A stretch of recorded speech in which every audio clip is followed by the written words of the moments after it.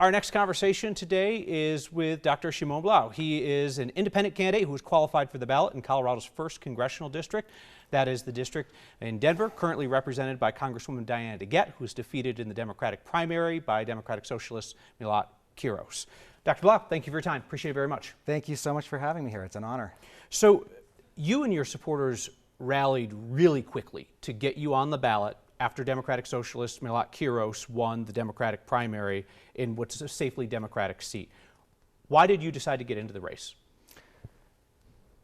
Well, I believe that Denver really deserves a representative who is going to put the needs of the district ahead of political ideology and division.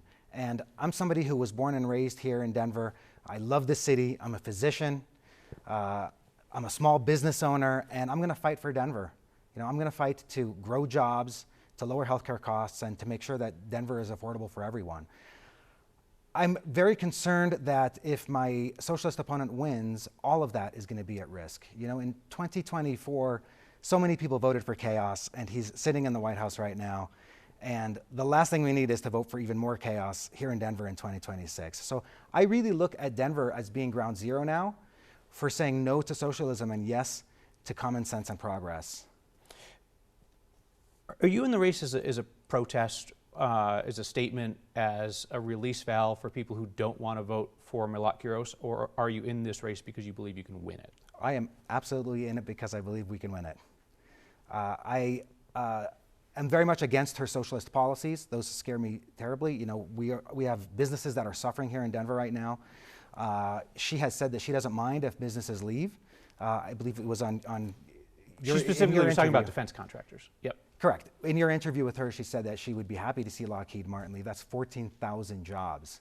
That's 14,000 working families.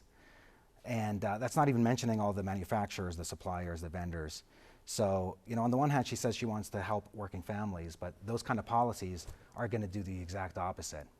So when you first got into this, you wrote to some of your supporters that you have essentially no chance of winning in such a heavily Democratic district. You said that the idea of mounting a campaign would be purely symbolic, a way of saying that Colorado's Jewish community deserves to have its concerns represented. You no longer feel that way. No, not at all.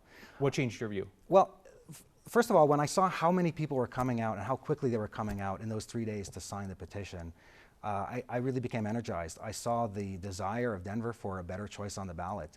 People were coming from all over the city, young, old.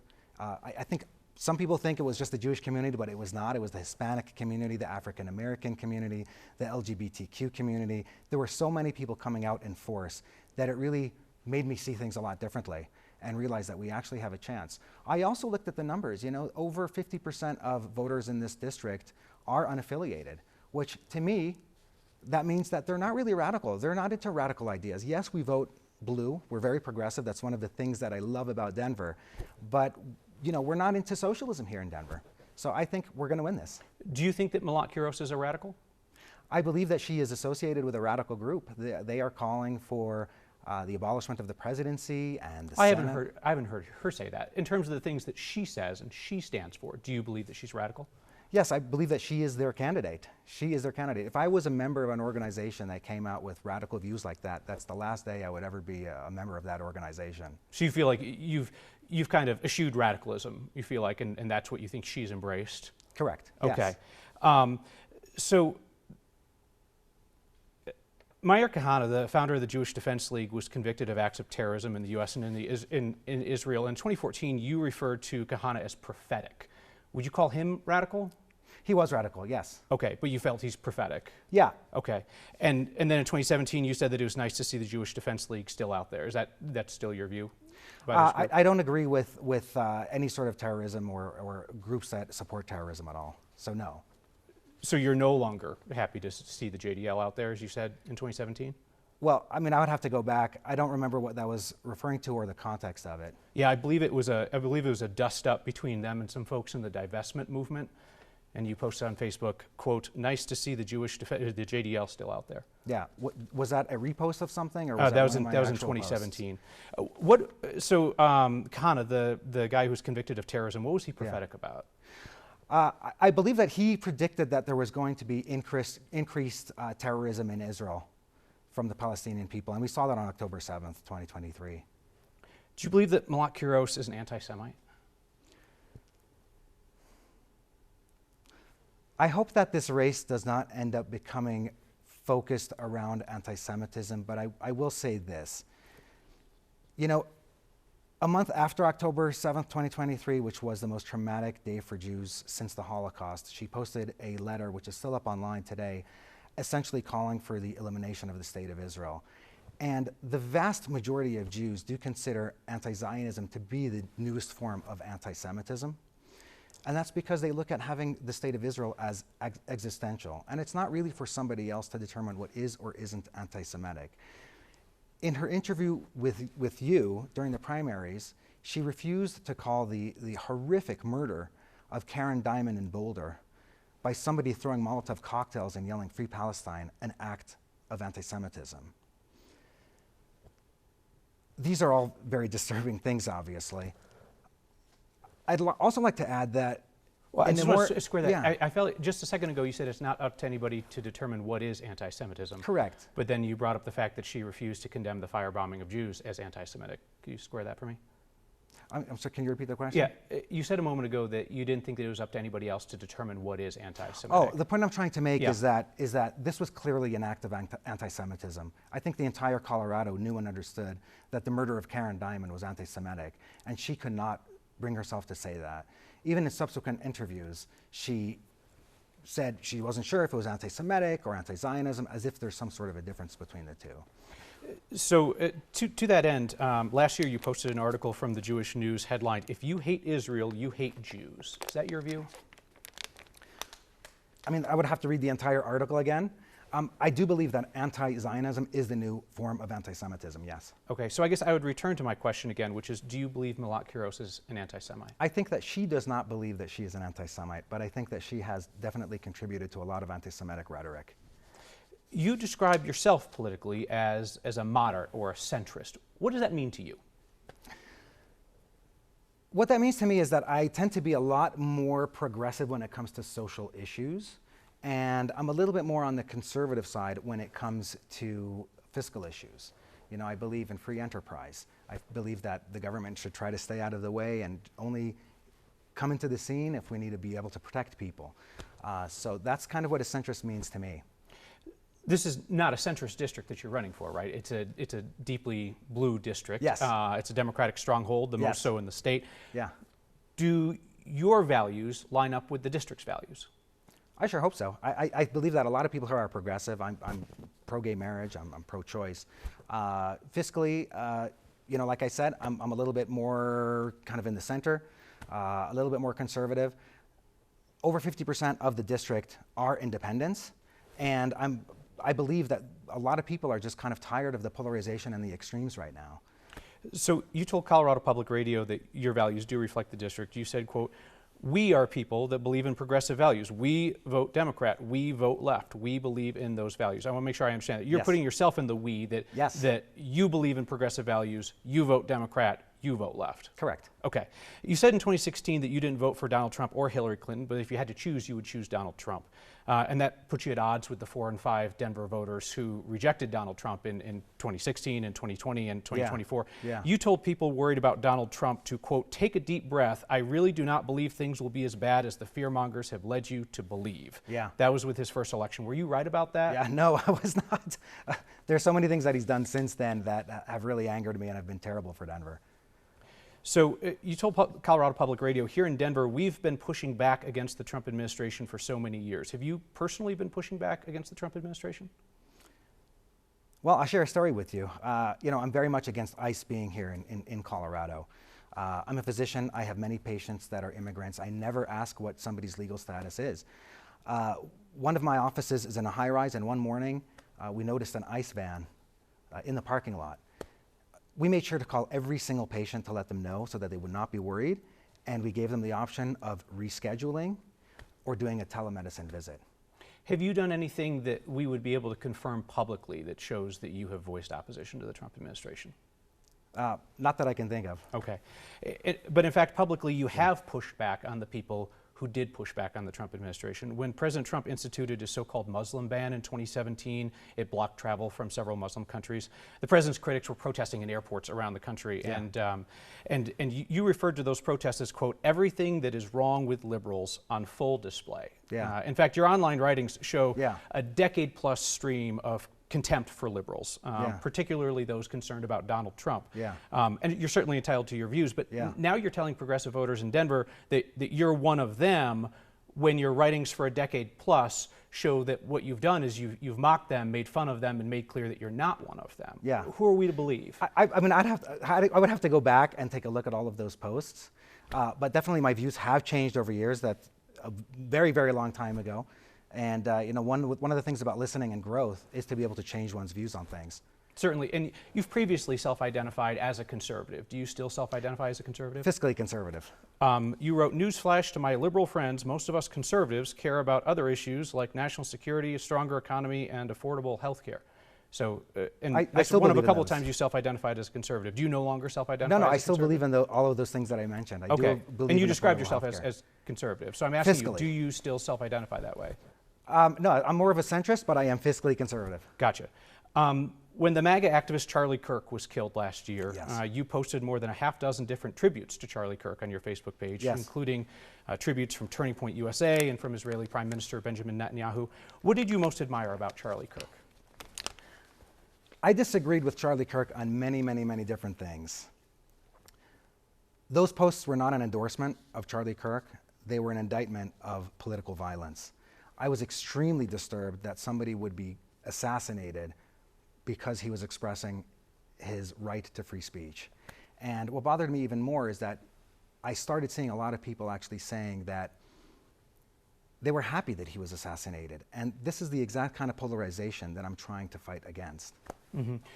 Certainly there was lots of criticism of the political violence that took Charlie Kirk's life from the American left. And you chose to amplify voices from the far right, from Turning Point USA, from Benjamin Netanyahu. Do you recall why you made that choice? You know what? Those were all shared. So for some reason, you know, I guess I must have seen them and they must have popped up and I shared those.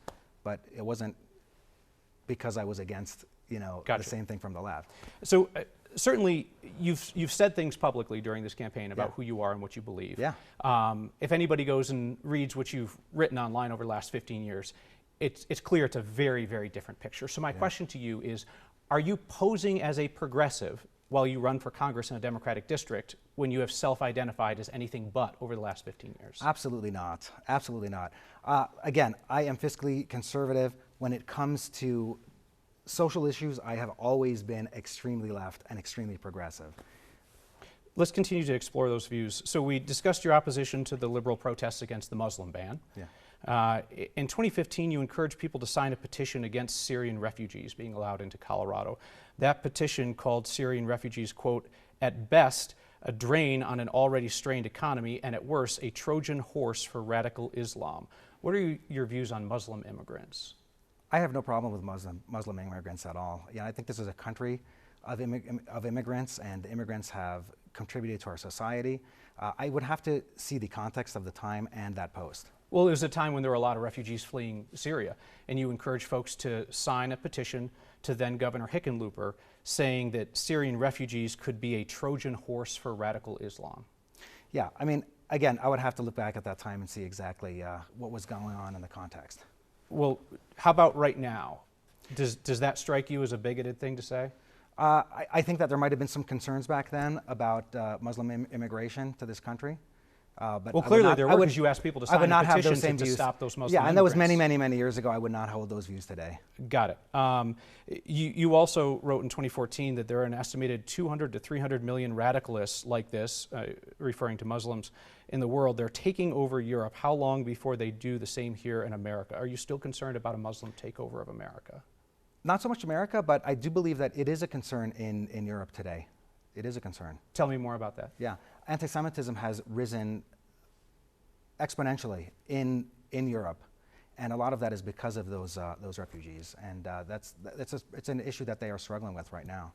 You once referred to President Obama as Barack Hussein Obama. That's an obvious anti-Muslim dog whistle. Why do that? I don't remember that, and again, when was that exactly? You wrote that in May 2011, and yet there are still leftist liberal Jews who actually think Barack Hussein Obama is pro-Israel. Was that one of my posts? That or was that one a of your repost? posts. Those were your words. That was a I'm curious, repost? why would you refer to him as Barack Hussein Obama other than as an anti-Muslim dog whistle? That was not my intention at all. But I did have issues with his relationship with Israel at that time. Sure, I but think there was issues with the Iran deal as well, which I did not agree with. sure, you would acknowledge that calling him Barack Hussein Obama is, like, that's pretty obvious anti-Muslim That was not bigotry, my intent. right? But they were your words. Okay, but again, that was not my intent. Okay. You have described President Barack Obama as the worst president ever. Is that still your view? I believe that his deal with Iran was very, very bad. I did not agree with him on that. Okay, fair. Do you still believe that he is, as you said, the worst president ever? I kind of think that Trump is the worst president ever at this point. Okay, He's so caused a lot Obama of damage. would be the second worst after Trump? Again, I did not agree with President Obama's deal with Iran. I was extremely troubled with that. Okay, and you said on multiple occasions that he was the worst president ever, so I'm just asking you. Yeah, I was now not a you would fan. put Trump above him on worst president, but he would be number two? I was not happy with him. I was not happy with either. Okay. But here's the thing, you know, I don't think there's ever been a politician that I voted for who I agreed with 100%, right? Well, 100% agreement is very different than using his Muslim middle name and calling him the worst president ever, right? Yeah. There's a pretty big gulf between those things. Yeah, I was not a fan. Okay. 2 weeks ago, you told Colorado Public Radio that you don't have a problem with universal health care. In fact, you said long-term universal health care is something that we should strive for. Yes. Before you entered elective politics, you said, quote, "I am so against the government taking over health care. Without private industry, health care is a cluster." You called the Affordable Care Act a disaster. You said the Colorado voters who supported a single-payer health care measure at the state level were, quote, "so completely and utterly stupid." Yeah. Did your views on this change, or is it They about did. aligning your views with the district that you're running for? No, they've changed dramatically. When was the year that was written? Certainly. So it was 2016 when you talked about the fact that without private industry, healthcare is a cluster. Was that a repost or was that? Those were your words. And then it was 2016 when Colorado voters were considering single payer. Right. And that's when you called the Coloradans who supported that, quote, "so completely and utterly stupid." Yeah, I was against it at that time. I'll tell you what actually changed. Over the past 10 years or so, I have seen so many patients come in without insurance or with issues with their insurance or having to pay high deductibles. And that has been a real issue. It was a real eye-opener for me. So yeah, that's one area where a lot of my views have changed on that. And Please. I do believe that we're going to get to universal health care. It's not going to happen under the Trump administration, unfortunately, but it's something that we should really strive for. In the meantime, there's so much more that we can do to make healthcare more affordable, and that's going to be a lot of my focus. I'd like to see not just transparency in hospitals, because I know that there is legislation that's going through the Senate right now that's working on that, but I'd like to see consistency. Right now, hospitals can charge $5,000 for a procedure or $15,000. I'd like to see a narrow range so that there's more consistency there. I believe that there's ways that we can hold the insurance companies much more accountable. So these are ways that we can bring down insurance costs right now. This is something where experience actually matters. Do you have a difference of opinion with Milot Kiros on universal health care?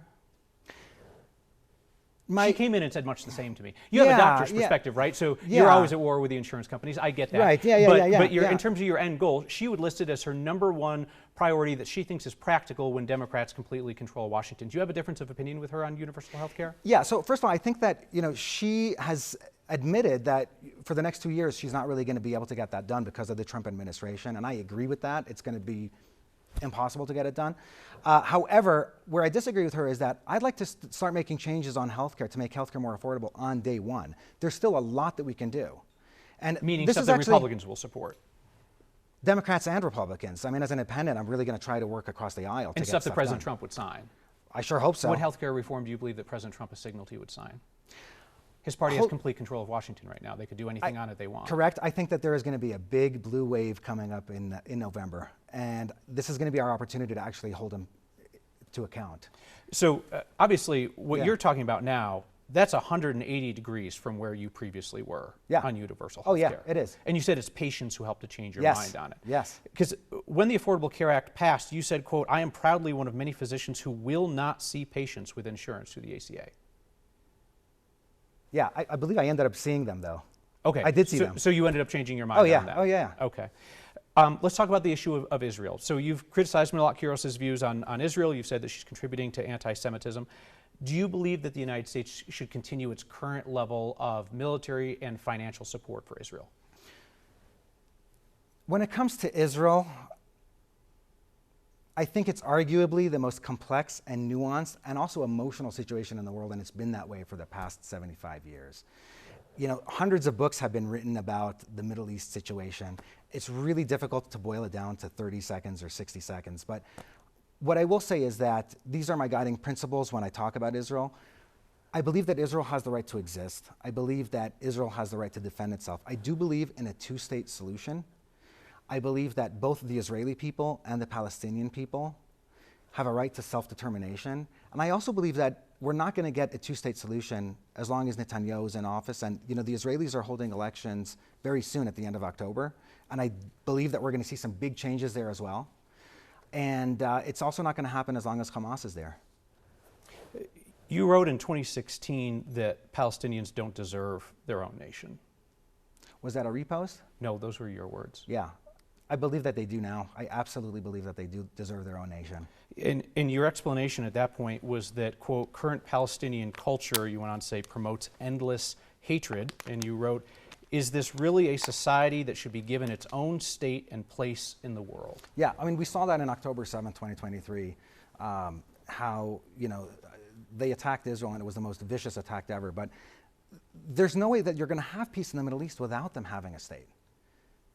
But Yeah, you, I would like you to see said at that Hamas- point in 2016, right? So there's Hamas violence was in back power. then. Yeah, Yep, Hamas was in power. And you said that the Palestinian people did not deserve a state. As long as Hamas is in power. And maybe I didn't make it clear, but that's why I'm saying that if Hamas is out of power, they absolutely deserve their own state. Okay. It's not going to happen with Hamas in power. Could we return to my original question? Should the Sure. U.S. continue its current level of military and financial support for Israel? I believe that they deserve to have defensive weapons provided to them. As far as offensive weapons, ask me in 2 months after the elections. Well, why would people want to wait and ask you then? I think that there's going to be a big change as far as who's running Israel in 2 months from now. So don't give Bibi offensive weapons, but give his successor offensive weapons? Well, let's see who his successor is. Okay. This may be another place where your view has changed. You wrote in 2013 that there will never be peace with the Palestinians. You said in 2015 that you've never met a Palestinian that actually wants a two-state solution. Yeah. Have you met such a Palestinian since? I have, yes. Okay, and your view has changed on that? Yes. Okay. Much more recently, last year, you said that Jewish people should leave New York City after Zohran Mamdani's primary win, and you also said that American Jews should all be planning to move to Israel. Is that still your view? Yeah. I cannot tell you how many Jewish people are having these conversations at the dinner table today, and it's actually frightening. Speak to your Jewish friends, speak to your Jewish neighbors, and ask them if these conversations have come up. Because I guarantee you they've come up in more Jewish households than you would think. I think that we're seeing a rise in anti-Semitism from both the far right and the far left, and it's very scary to a lot of Jews.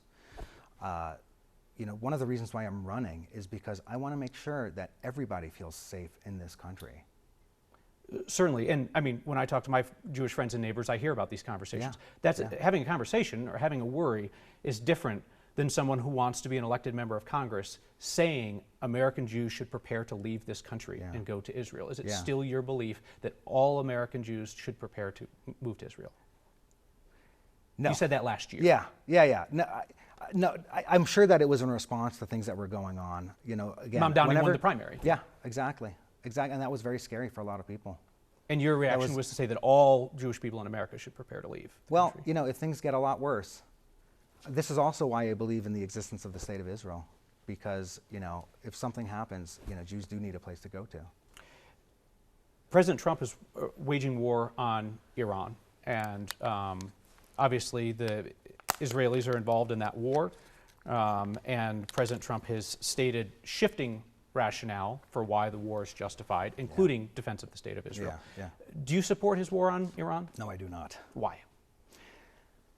I think that there's no real clear reason why we're there. You know, if there was a clear reason, you know, regime change and it can happen in a week or two, that's not what's happened.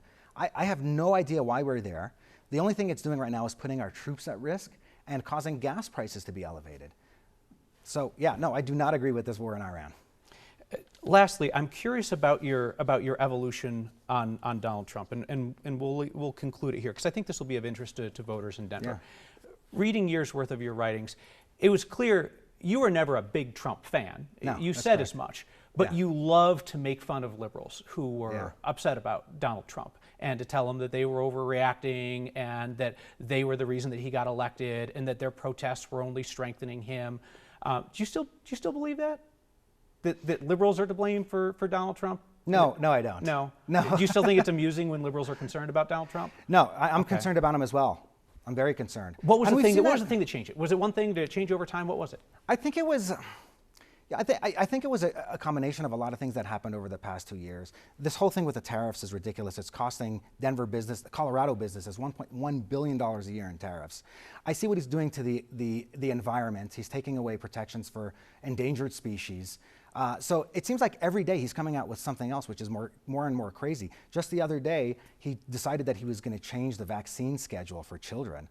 You know, I actually put out a video about that. It's absurd. It is totally absurd. So, you know, I think I've seen just every day another thing coming out of his administration, which does not make sense. And it's actually hurting Denver. Okay, I lied. I have one more question. I Okay. want to ask you about your path to victory, right? Yeah. It would be an enormous underdog Yes. as an independent, as an unaffiliated candidate up Yeah. against an endorsed Democrat who handily won a primary, Yeah. right? I mean, there's a runaway win for Malat Quiros. Yeah. You've said that you will not accept PAC money, and that includes AIPAC money, which has played very prominently in a number of races around the country. So you don't have a party line. You're not going to have PAC money. You're going to tell me that it's the power of human spirit that will power you to the win. But for real, man, Yeah. like, how exactly do you plan to do this? Yeah. 150,000 voters came out in the primary. That's 25%. That means that there are 400,000 voices that have not yet been heard. And I really believe that I represent the silent majority that's sick and tired of the extremism on the right from the Trump administration, that's not interested in socialism from the left, and that just wants to bring some normalcy back to politics. There are over 50% of the voters in the district are unaffiliated, and I'm really hoping to speak to those voices. Dr. Shimon Blau, thank you for your time. I appreciate it very you. much. Thank you.